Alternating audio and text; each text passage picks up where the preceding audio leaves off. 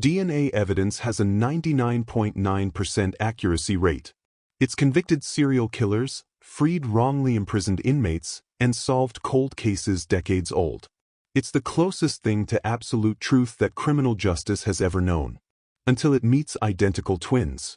Amanda Drake was found dead in her Connecticut home on March 14, 2019. Strangled. No forced entry. No signs of robbery. Just a woman who'd fought back against someone she knew and lost. Investigators found blood on her sleeve. DNA on her neck. Trace evidence that painted a clear picture. Her killer had cut his hand on broken glass during the struggle, and his genetic signature was all over the crime scene. The lab results came back with a perfect match. Daniel Drake, Amanda's husband. Open and shut case. Except the DNA also matched Ethan Drake, Daniel's identical twin. Not similar. Not close. Identical down to every single genetic marker that forensic science can measure. Two men. One DNA profile. And both of them swearing they had nothing to do with Amanda's murder. Here's a question that'll keep you up at night. What would you sacrifice for family? Your reputation? Your future? What if your brother, the person who's known you since before either of you could speak, came to you with blood on his hands and asked for one favor? Just one. Would you have the strength to say no? That's not a hypothetical. That's exactly what happened in this case. And the answer one brother gave changed everything. The problem investigators faced was brutal. Daniel had an airtight alibi.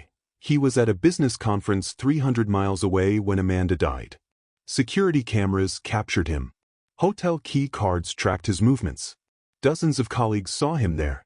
Ethan claimed he was home alone in his apartment. No alibi. No witnesses. Just his word. The DNA evidence couldn't tell them apart. Forensic science, the thing that's supposed to give certainty, gave them nothing but reasonable doubt. Charge Daniel? His alibi holds. Charge Ethan? The DNA could be Daniel's. Charge both? You'd need proof they conspired together. They had none. The Drake twins had stumbled onto, or perhaps engineered, the perfect defense. Their genetics became a shield that the law couldn't penetrate. Every prosecutor who reviewed the case reached the same crushing conclusion. This murder was unprosecutable. Hit that subscribe button right now because what I'm about to show you exposes the most dangerous loophole in forensic science and how two brothers tried to exploit it. This isn't just about DNA. It's about how far family loyalty can stretch before it snaps. It's about identical faces hiding completely different souls. The Drake brothers thought they'd committed the perfect crime. They thought sharing the same genetic code meant sharing the blame until it disappeared into nothing. They were dead wrong. Because while science couldn't tell Daniel and Ethan apart, their behavior could. Their mistakes could. And when the pressure became too intense, their bond, the very thing that made this murder possible, became the weakness that tore everything apart. Amanda Drake's case should have gone cold. Every forensic expert said the evidence was inconclusive. Every legal scholar agreed prosecution was impossible. But they all missed something crucial. Guilt doesn't split evenly between twins. It grows. It festers. And eventually, it makes people confess things they swore they'd take to the grave. This is the story of how identical DNA became both a murder weapon and a death sentence. Daniel and Ethan Drake entered the world 17 minutes apart. Daniel came first, screaming and red-faced. Ethan followed, quiet and watchful. Their mother used to joke that even in birth, they'd established their roles. Daniel the ambitious leader, Ethan the careful observer. For the first decade of their lives, nobody could tell them apart. Same height, same weight, same cowlick on the left side of their heads that refused to stay flat no matter how much their mother tried. Teachers seated them on opposite sides of classrooms. Their father started dressing them in different colors. Nothing worked. The Drake twins were a unit, inseparable and indistinguishable. And they loved it. By middle school, they'd perfected the switch. Ethan would take Daniel's math tests. Daniel would charm Ethan's way through presentations. They swapped detention, swapped dates, swapped lives whenever it benefited them. To everyone else, they were interchangeable. To each other, they were partners in a game nobody else knew they were playing. But games end. And by their mid-20s, the scoreboard had shifted dramatically. Daniel graduated top of his class from law school. He joined a prestigious firm in Hartford, specializing in corporate litigation. His salary hit six figures before he turned 28. He wore tailored suits, drove a German sedan, and moved through the world with the confidence of someone who'd never really failed at anything. Then he met Amanda Liu at a charity gala. She was old money, the kind that doesn't announce itself but everyone recognizes anyway. Her family owned commercial real estate across 3 states. When they married 18 months later, Daniel didn't just gain a wife. He gained access to a world he'd only observed from the outside. There was a prenup, of course. Amanda's family insisted.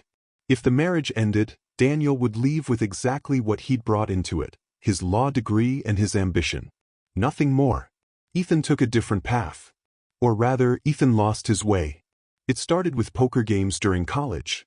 Small stakes, just friends passing time between exams. But Ethan had inherited their father's competitive streak without Daniel's ability to know when to quit. The games got bigger. The stakes climbed higher. By the time Ethan realized he had a problem, he was $60,000 in debt to people who didn't accept payment plans. He lived in a studio apartment in New Haven, working as a paralegal, a job Daniel had helped him get, using connections Ethan resented needing. His car was 12 years old. His credit cards were maxed out. And every month, the interest on his debts grew faster than his paycheck could cover. Daniel helped when he could. Wire transfers that appeared in Ethan's account with no explanation.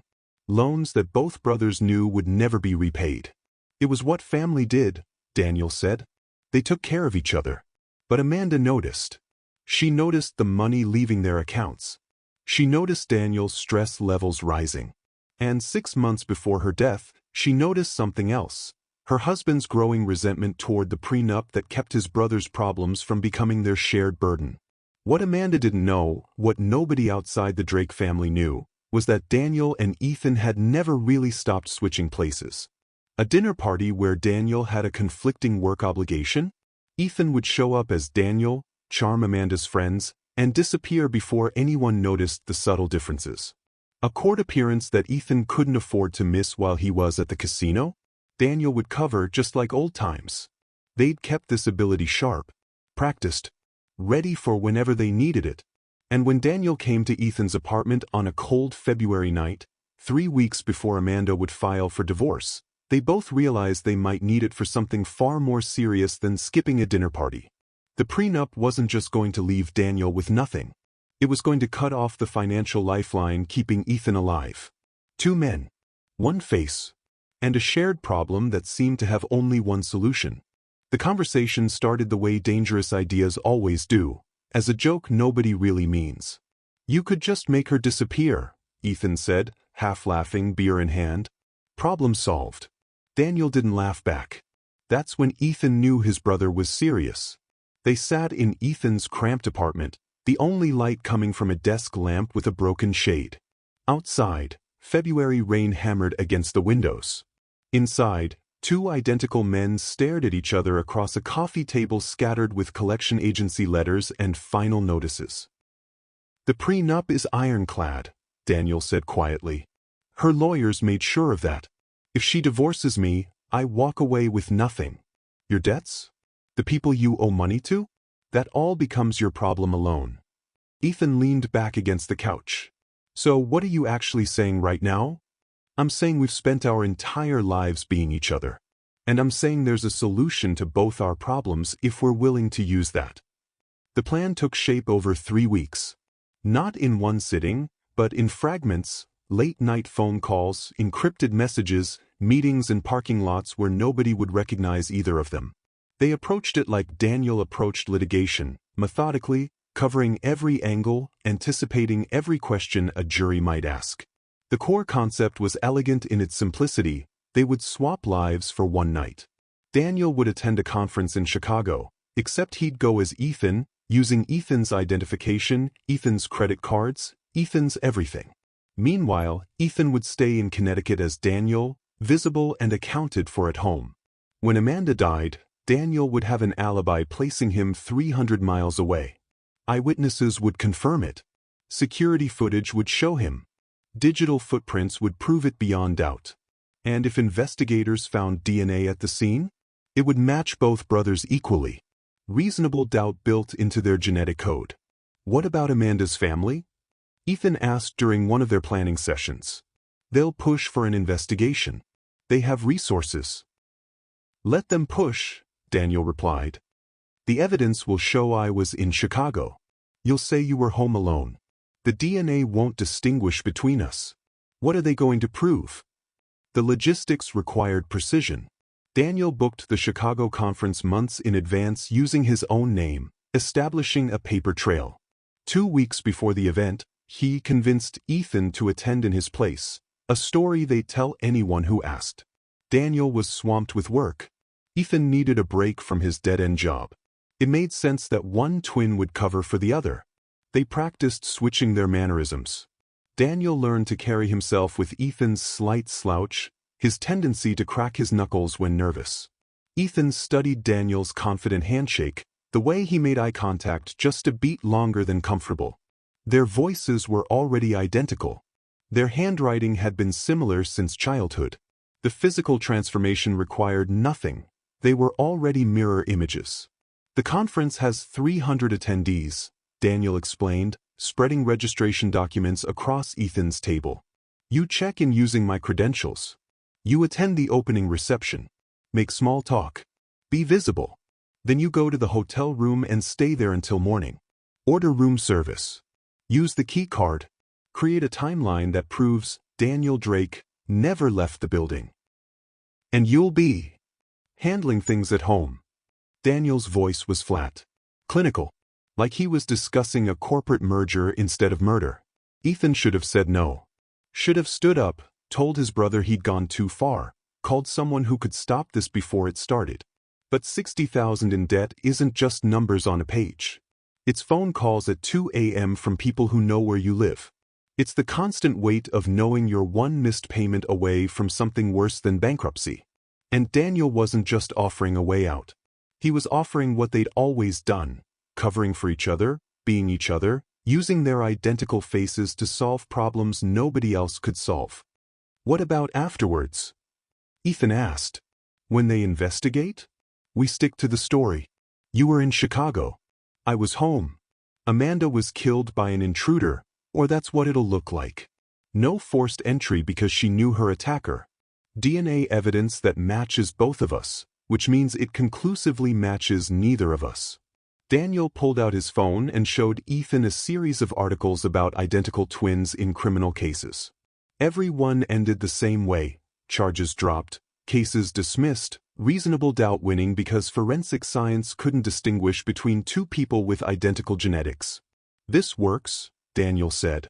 It has to work. Because I'm not losing everything I've built, and you're not ending up in a river because you can't pay your debts. The moral line they were crossing should have felt heavier. Should have stopped them both before they went any further. But debt and desperation have a way of making the unthinkable start to feel inevitable. Comment below if you've ever felt trapped by circumstances beyond your control, and what you did to escape. Because what the Drake brothers were about to do wasn't just murder. It was a betrayal of everything family is supposed to mean. And neither of them fully understood that once they crossed this line, there would be no switching back. March 14th circled on both their calendars. The conference started that evening. Amanda would be home alone. Everything was planned. Everything was ready. And neither brother could have predicted that the plan's perfection would become its greatest flaw. March 14, 2019. 4:47 p.m. Daniel Drake stood in his bedroom, watching his wife through the doorway. Amanda was in her home office, on the phone with her attorney, finalizing divorce paperwork that would be filed Monday morning. Her voice carried down the hallway, calm, businesslike, discussing the division of assets like she was reviewing a grocery list. She had no idea this was the last conversation she'd ever have. Daniel's phone buzzed. A text from Ethan, checked in. Room 447. Attended reception. Talked to at least a dozen people. Timeline is set. 300 miles away in Chicago, Ethan was playing his part perfectly.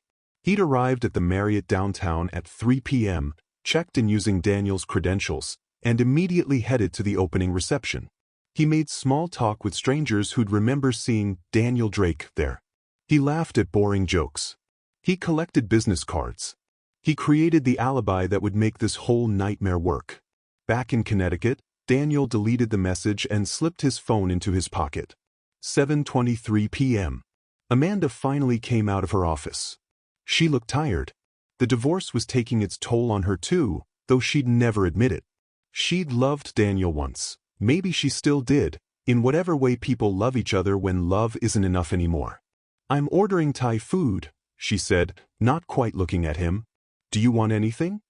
Daniel shook his head. "I'm not hungry." She ordered pad thai and spring rolls. The delivery arrived at 8:15. She ate alone in the living room, scrolling through her phone, probably texting her sister about the divorce. About her plans to travel once this was over. About the life she was going to build without Daniel Drake weighing her down. She didn't notice Daniel watching from the Kit Drake doorway. Didn't see the way his hands kept clenching at his sides. In Chicago, Ethan sat in hotel room 447, staring at the television without seeing it. He'd ordered room service at 7:30, salmon and asparagus, charged to the room, creating another timestamp in the digital record. The food sat untouched on the desk. His phone was on the nightstand, waiting for the text that would tell him it was done. He kept thinking about Amanda. He'd met her dozens of times at family dinners, holiday parties, the wedding where she'd worn a dress that cost more than his car. She'd always been kind to him, asked about his job, never judged him the way Daniel's other friends did. And now she was going to die because her prenup was too tight and his debts were too high. Ethan stood up, paced to the window, looked out at Chicago's skyline glittering in the darkness. He could still stop this. One phone call. One text. "Don't do it. We'll find another way." But what other way was there? The debt collectors weren't going to wait. Amanda wasn't going to change her mind about the prenup. And Daniel, his brother, his identical other half, had already made his choice. Ethan sat back down. Did nothing. Said nothing. That silence became his confession. 10:38 p.m. Amanda finished watching a documentary about ocean conservation. She turned off the television, stretched, and announced she was going to bed. Daniel was still in the living room, sitting in the dark, his mind racing through everything that came next. "Good night," Amanda said from the stairs. Daniel didn't respond. She went upstairs. He heard water running. She was brushing her teeth, washing her face, going through the routine she'd followed for the 3 years they'd been married. Normal. Mundane. The kind of domestic rhythm that made it easy to forget you were planning to destroy someone's life. At 11:15, Daniel climbed the stairs. The bedroom was dark except for the bathroom light Amanda had left on. She was already in bed, probably checking her phone one last time before sleep. Daniel stood in the doorway, watching her silhouette against the sheets. This was the moment. The point of no return. Everything before this had been planning, theoretical, something they could still walk back from if they changed their minds. But Daniel's mind was made. Had been made since the night he'd shown up at Ethan's apartment and spoken the words neither of them could take back. What happened in that bedroom over the next 32 minutes, the investigators would piece together later. The shattered picture frame. Amanda's attempt to reach her phone. The struggle that left Daniel's blood on her sleeve when his hand caught the broken glass. The final moments when Amanda Drake realized the man she'd married was the last person she'd ever see. At 11:47 p.m., her heart stopped beating. At 11:52, Daniel's phone lit up with an incoming call. Ethan's name on the screen. He didn't answer. Instead, Daniel spent the next hour staging the scene. Wiping down surfaces. Adjusting Amanda's position. Making it look like an interrupted burglary, an intruder who'd panicked and run. He knew the DNA evidence would complicate things, but that was the point. The complication was their shield. In Chicago, Ethan hung up after the call went to voicemail. He knew what that silence meant. His brother had done it. They'd crossed the line together, even though only one of them had actually been in that bedroom. At 1:47 a.m. Eastern Time, Ethan used the hotel key card to leave room 447. Security footage captured him walking to the ice machine, filling a bucket, returning to his room. Just a restless conference attendee who couldn't sleep. Another timestamp. Another piece of the alibi. At 2:15 a.m., Daniel called 911. His voice was perfect, panicked, confused, desperate. He'd come home late from the office and found his wife unresponsive. He didn't know what happened. He needed help. Please, someone help. The operator kept him on the line while dispatch sent units to the address. Daniel played his part flawlessly. The devastated husband. The man who just lost everything. And 300 miles away, Ethan sat on the edge of a hotel bed, staring at his hands like they belonged to someone else. They'd done it. The swap was complete. The plan had worked. But neither brother understood yet that the hardest part wasn't committing the murder. It was living with what came after. The first responders found Daniel sitting on the front steps, head in his hands, looking exactly like a man whose world had just collapsed. Amanda's body was upstairs. The medical examiner would later determine she'd been dead for approximately 3 hours before the 911 call, a timeline that raised immediate questions. Where had Daniel been? Why did he come home so late? What took him so long to call for help? Detective Canis Rodriguez arrived at 3:42 a.m. 20-year veteran of the Connecticut State Police, she'd worked enough domestic murders to know the statistics. When a married woman dies at home, the husband is guilty 73% of the time. She found Daniel in the living room, giving his statement to uniformed officers. He looked destroyed, red eyes, shaking hands, voice breaking every few sentences. Either he was genuinely devastated or he was the best actor Rodriguez had ever seen. I was at the office, Daniel said, working late on a brief that's due Monday. I got home around 1:30 and found her like that. I checked for a pulse, tried CPR, but she was already cold. I should have come home earlier. I should have been here. His alibi checked out initially. The law firm's security system showed his key card accessing the building at 6:47 p.m. But there was no exit timestamp. The system only logged entries, not departures. He could have left any time after 7. Drop a like if you're seeing where this is headed, because what investigators found next would turn everything they thought they knew upside down. The crime scene told a specific story. The shattered picture frame suggested a struggle. Blood on Amanda's sleeve, type AB negative, not matching her O positive. Someone else had been bleeding during the attack. Fresh DNA under Amanda's fingernails? But DNA on her neck where hands had compressed her throat? Absolutely. And trace amounts of blood from the attacker's cut hand on the carpet near the broken glass. Forensic teams processed everything. They photographed, swabbed, cataloged, and bagged evidence that they believed would lead them straight to Amanda's killer. The DNA results came back 48 hours later. Perfect match to Daniel Johnson. Rodriguez felt the familiar satisfaction of a case breaking open. Motive, the prenup. Opportunity, he was home. Physical evidence, his DNA at the scene. They had everything they needed. Then the lab called back with a correction. Not a correction, exactly. A complication. The DNA matched Ethan Johnson too. Identically. Because identical twins share identical genetic profiles down to every marker forensic science can currently measure. Rodriguez stared at the report, her certainty evaporating. She'd been a detective long enough to know what this meant. Reasonable doubt wasn't just present in this case. It was baked into the evidence at the molecular level. Do we know where the brother was that night? She asked her partner. They pulled Ethan's records. Credit card purchases in Chicago. Hotel check-in at the Marriott downtown. Security footage showing him at the conference. Multiple witnesses who'd spoken to him at the opening reception. Room service charges. Key card timestamps throughout the night. Ethan Johnson had an alibi that was somehow even stronger than Daniel's. Rodriguez interviewed both brothers separately. Daniel maintained he'd been at work, came home late, found his wife dead. He was cooperative, devastated, exactly what you'd expect from an innocent man. Ethan was quieter. He explained that Daniel had asked him to attend the Chicago conference because of work conflicts. He provided receipts, names of people he'd met, details that all checked out. But there was something off about his demeanor, not quite grief, not quite fear. Something Rodriguez couldn't name but couldn't ignore. "Did you know Amanda well?" Rodriguez asked. "Well enough," Ethan said. "Family dinners. Holidays.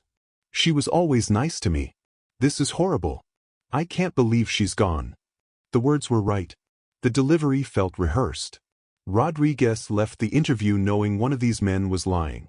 Knowing one of them had killed Amanda Johnson. But knowing and proving are different things. And without evidence that could distinguish between identical twins, the case was heading exactly where the killer had planned, nowhere. The forensic report landed on Rodriguez's desk like a death sentence for the case. Identical twins share 100% of their DNA, the lab technician explained over the phone. We can distinguish between siblings, even fraternal twins. But identical twins? They're genetic clones. Every marker we test, STRs, mitochondrial DNA, Y chromosome analysis, it all comes back identical. We can tell you a Johnson brother was at that crime scene. We cannot tell you which one. Rodriguez had worked hundreds of homicides. She'd convicted killers on circumstantial evidence, on witness testimony, on nothing but phone records and timelines. But she'd never faced evidence that was simultaneously perfect and completely useless. The DA's office was blunt. "We can't prosecute this. Defense will argue reasonable doubt, and they'll win. You charge Daniel," his attorney points to Ethan. "You charge Ethan," his attorney points to Daniel. The DNA evidence that should solve the case instead creates an insurmountable burden of proof. Media coverage exploded. Legal experts debated on cable news whether the justice system had a fatal flaw. Defense attorneys called it a fascinating edge case. Prosecutors called it a nightmare. Amanda's family called it a betrayal. And the Johnson brothers said nothing. Daniel hired a top-tier criminal defense attorney who released a statement expressing grief and cooperation with the investigation. Ethan returned to his paralegal job, kept his head down, and refused all interview requests. Share this video with anyone who loves true crime, because what happened next would expose the one weakness the brothers never planned for themselves. Rodriguez wouldn't let it die. She pulled financial records. Daniel had been making regular payments to Ethan for 2 years. Gambling debts, she discovered. Ethan owed money to some very dangerous people, and Daniel had been covering for him. Then she found something else. Daniel's law firm confirmed he'd planned to attend the Chicago conference himself. The switch to having Ethan go instead? That happened just 3 weeks before Amanda filed divorce papers. The timeline was too convenient. The alibi too perfect. And somewhere in the mountain of evidence, Rodriguez knew there was proof these brothers had conspired together. She just had to find it before they realized how close she was getting. He'd lie in bed, staring at the ceiling, replaying that night in the hotel room. The unanswered phone call. The silence that confirmed what Daniel had done. The moment Ethan became an accomplice by doing absolutely nothing. His coworkers noticed the changes first. Ethan had always been quiet, but now he was withdrawn. He'd zone out during meetings, forget conversations he'd had hours earlier. Dark circles carved permanent shadows under his eyes. Daniel noticed too. They met for coffee in late April, their first face-to-face since Amanda's funeral. "You need to hold it together," Daniel said quietly, stirring sugar into his coffee with mechanical precision. "I didn't think it would feel like this," Ethan whispered. "Like what?" "Like I killed her too." Daniel's jaw tightened. "You were 300 miles away. Security footage proves it. Don't start rewriting history because you feel guilty." But guilt wasn't something Daniel could logic away. It was eating Ethan alive from the inside, manifesting in panic attacks at 3 a.m., in the way he'd flinch every time a police siren passed his apartment. Rodriguez was watching both brothers now. She'd assigned surveillance. Nothing invasive, just periodic check-ins, monitoring their movements, waiting for one of them to make a mistake. The mistake came from an unexpected source. A gas station security camera from the night of the murder, located 47 miles outside Hartford. The footage had been overlooked initially because it seemed irrelevant, just hours of nighttime traffic passing through. But Rodriguez's team, desperate for any lead, reviewed everything within a 100-mile radius. And there, at 10:52 p.m., a car matching Daniel's Mercedes pulled into frame. The driver's face was partially visible, It looked like Daniel Johnson. But according to his statement, Daniel had been at his law firm until after 1 a.m., then driven straight home. So why was someone driving his car nearly 50 miles away, heading in the direction of his house, 3 hours before he claimed to have left work? The brothers' perfect plan had a witness after all, and it was Daniel's own vehicle. Rodriguez brought both brothers in separately. She showed Ethan the gas station footage first. "That's your brother's car," she said calmly. 50 miles from his office, heading toward his house, 3 hours before he says he left work. "Want to explain that?" Ethan stared at the screen. His hands started shaking. "Or maybe," Rodriguez continued, "you want to explain why Daniel wired $15,000 into your account the day after Amanda died? Money that conveniently paid off your most pressing debts." The room fell silent except for Ethan's ragged breathing. "He told me it would be clean," Ethan finally whispered. "He said she wouldn't suffer.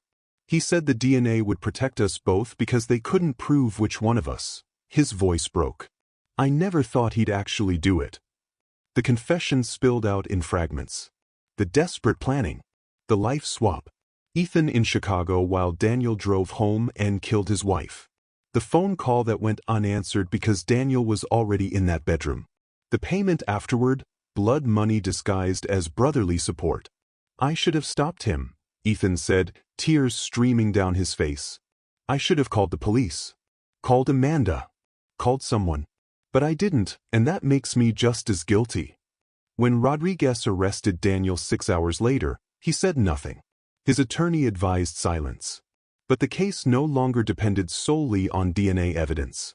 They had the gas station footage placing Daniel's car in motion when he claimed to be at work. They had the financial transaction linking both brothers after the murder. They had Ethan's testimony about the conspiracy. And they had something even more damaging: motive, means, opportunity, and a paper trail showing premeditation. The trial took 8 months. Daniel was convicted of first-degree murder and sentenced to life without parole. Ethan pleaded guilty to conspiracy and obstruction of justice. He received 15 years in exchange for his testimony. Before you go, subscribe to this channel and hit that notification bell. Cases like this remind us that no crime is truly perfect. Technology can be fooled. Evidence can be manipulated. But human nature? Guilt? Conscience? Those are the variables criminals can never fully control. The Johnson brothers thought their identical DNA made them untouchable. They weaponized their genetics, turned family loyalty into a murder conspiracy, and came within inches of getting away with it. But they forgot one crucial truth. You can share someone's face, their blood, their entire genetic code, and still be completely different people when it matters most. Amanda Johnson's family finally got justice. Not because forensic science evolved to distinguish between identical twins, but because one brother's guilt became heavier than his loyalty. Because the bond that made the murder possible became the weakness that tore everything apart. Drop a comment below. Do you think Ethan's 15-year sentence was fair, or should he have received the same life sentence as Daniel? This case sparked legal debates that continue today about accomplice liability and the unique challenges of identical twin criminal cases. The truth is, we want to believe that family means something, that blood loyalty is sacred, that the people who share our DNA will always have our backs. But the Johnson brothers proved that family can become the most dangerous conspiracy of all, that identical faces can hide completely different souls, and that sometimes the person you trust most in the world is the one who'll destroy you both. Thanks for watching. If you learned something from this case, share it with someone who needs to hear this story. And remember, justice may be blind, but guilt always finds a way to see.